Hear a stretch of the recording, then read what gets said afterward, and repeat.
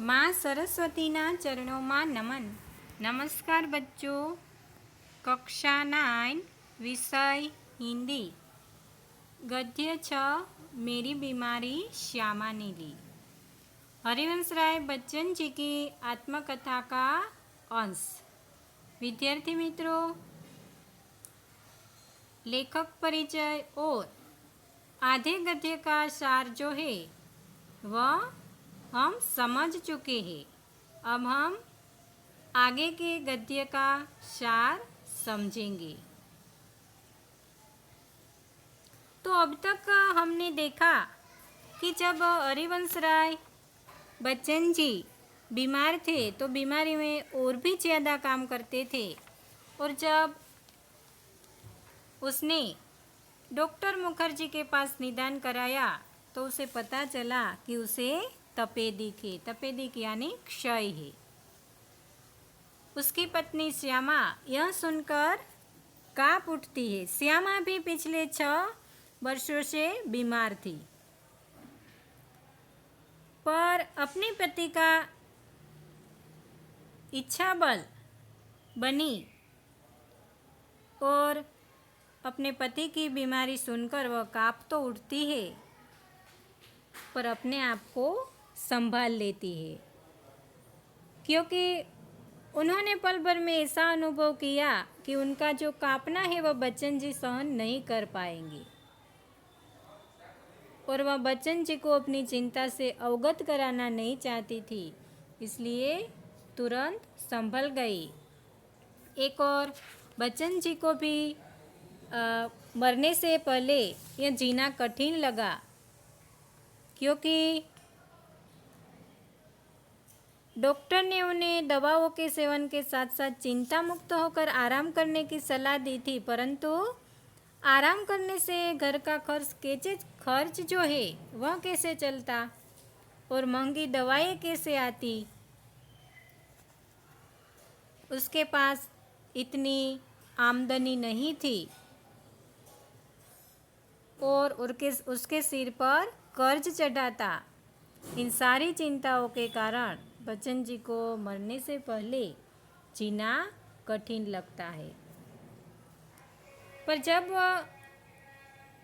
हरिवंश राय बच्चन जी बीमार थे तो श्यामा ने उसकी तन मन से सेवा की, और पति को चिंता मुक्त करने के लिए वह अपने कलेजे पर पत्थर रखकर कहती है कि कर्ज तो मैं तुम्हारे मरने के बाद भी उतार दूंगी, तुम उसकी चिंता छोड़ो।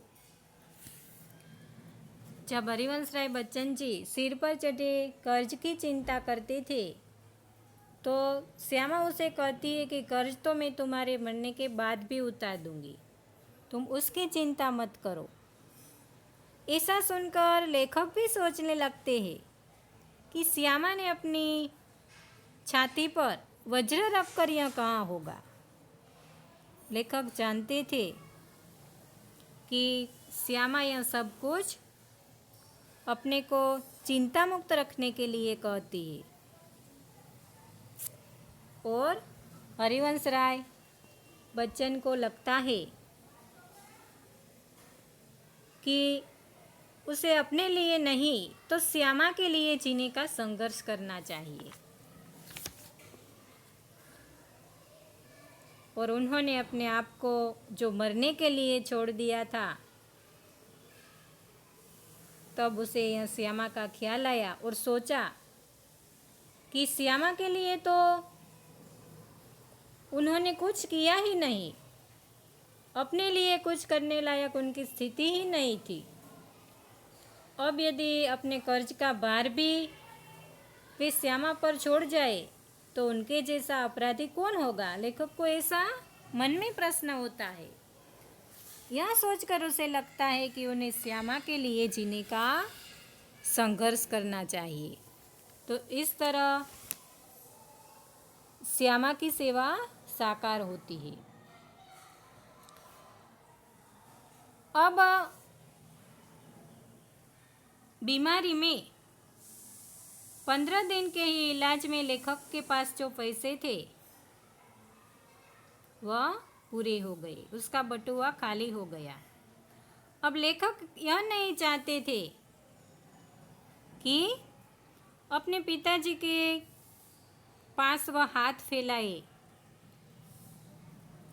क्योंकि उनके पिताजी तो ऐसा कहते थे कि घर बेचकर भी मैं तुम्हारा इलाज करूँगा। पर लेखक नहीं चाहते थे कि अपनी वृद्धावस्था में शांति से बैठने के लिए उनके पिताजी ने जो एक शरण स्थल बनाया है, यानी घर बनाया था, वह घर से वे अपने पिता को वंचित करे, ऐसा लेखक नहीं चाहते थे। अब एक दिन लेखक जो है वह डॉक्टर मुखर्जी के पास जाते हैं और कहते हैं कि आपका इलाज बहुत महंगा है,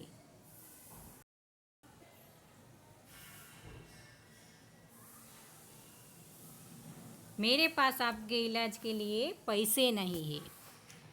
ऐसा जब लेखक कहते हैं तो डॉक्टर जो है वह मुंहफट स्वभाव के थे, तुरंत ही उत्तर देते हैं कि पैसे नहीं है तो जाओ मरो।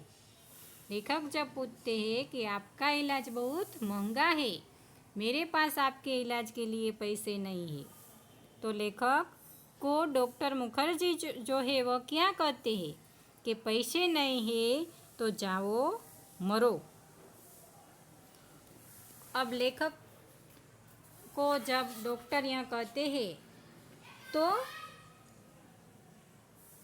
लेखक इस फटकार का सामना करने के लिए तैयार हो जाते हैं और वह सोचते हैं कि अब तो मुझे जीना ही पड़ेगा। जैसे लेखक को जीवन में कोई चुनौती से बल मिला, यदि कोई उसे 100 बरस जीने का आशीर्वाद देते तो शायद जीने के लिए वह संघर्ष करने में जो शक्ति, जो बल उसे चाहिए वह न आता। पर मुखर्जी ने ऐसा कहा, जाओ मरो, उनके ये शब्दों से लेखक के तन में बल आया और वह उस चुनौती से लड़ने के लिए तैयार हो गए। डॉक्टर मुखर्जी का यह कथन बच्चन जी के लिए चुनौती बन गया। परेशानियों के बावजूद वे निराश नहीं हुए। उन्होंने लुई कोने की चिकित्सा पद्धति अपनाई। अब लेखक के एक पड़ोसी बाबू मुक्ता प्रसाद ने ये लुई कोने के पानी के इलाज से लेखक को परिचित कराया था कि आपको ऐसी बीमारी में ठंडे पानी के टब में बैठकर सिर्फ बाथ लेना चाहिए, ऐसा कहा था। एलोपैथी में तो क्षय में रोगी को दूध, घी, मक्खन, अंडा अधिक से अधिक दिया जाता था, पर ये जो लुई कोने की चिकित्सा पद्धति थी वह नहीवत खर्च के बराबर थी। उसमें ज़्यादातर खर्च नहीं लगता था और इस चिकित्सा पद्धति में लेखक को सिर्फ सब्जियाँ, फल, भीगे चने, गेहूँ आदि पर ही रहना था और डॉक्टर मुखर्जी ने तो हरिवंश राय बच्चन जी को बिल्कुल आराम करने के लिए कहा था।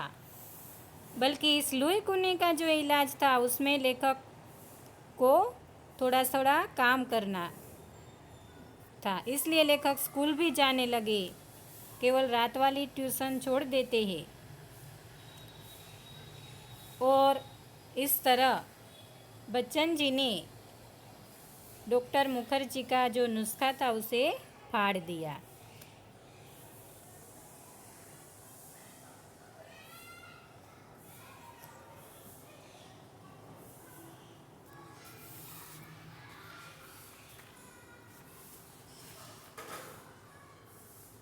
तो जिस दिन बच्चन जी क्षय के ज्वर से मुक्त हुए उसी दिन श्यामा ने खाट पकड़ी और वे कभी न उठी।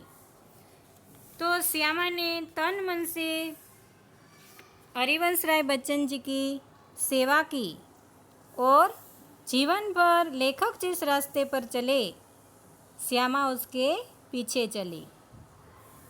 नियमित दवा देती थी, नियमित उसे स्नान चिकित्सा के संबंध में सहयोग देती थी और सबसे बड़ा सहयोग श्यामा ने दिया।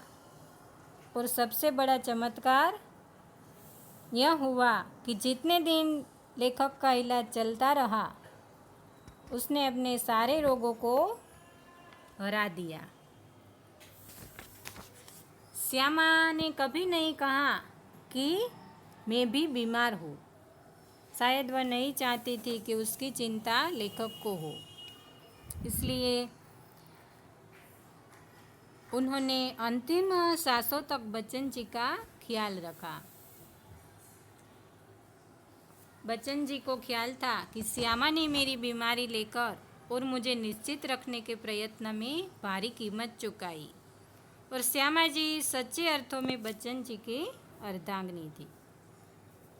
तो इस तरह अपने क्षय से पूर्णतया जब लेखक मुक्त हो गए और सामान्य भोजन किया, वह दिन था 1936 15 अप्रैल। उसी दिन श्यामा चारपाई पर गिरी और फिर न उठी। वह थोड़े दिन रोगशैया पर पड़ी रही और उसके बाद 17 नवंबर 1936 को श्यामा की मृत्यु हो गई।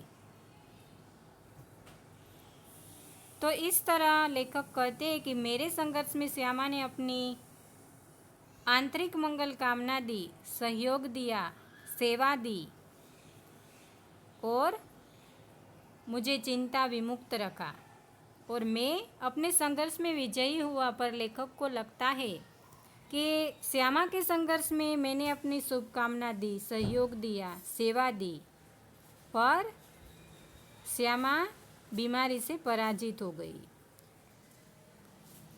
तो इस तरह इस आत्मकथा अंश में लेखक ने अपने जो उन कठिन दिनों थे उसकी यादें प्रस्तुत की है।